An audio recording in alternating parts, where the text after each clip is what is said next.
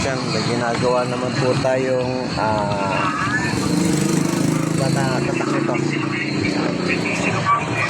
Ayan, NX 6000 Max.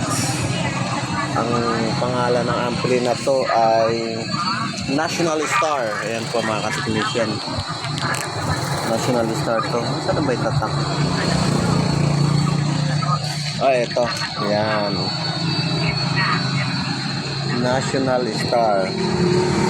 So ang problema po niya mga ka-technician, ang mga resistor niya saka transistor nasunog. So pinagpalitan ko na lahat yan. Nakita nyo, iba-iba na yung mga malalaki na nilagay ko. Tapos yung transistor na yun, isa, dalawa, tatlo, apat, lima, anim, pito, walo. Yan. Kung makikita yung mga ka-technician, yung mga transistor dito sa kabilang channel is maliliit. Ayan ayan, maliliit So pinalitan ko na siya yung mga malalaki dito sa kabilang channel.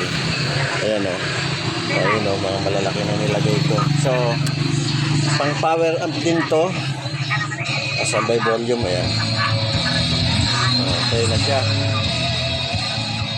So ang may-ari nito tiga Talaungan, Sorsogon pa.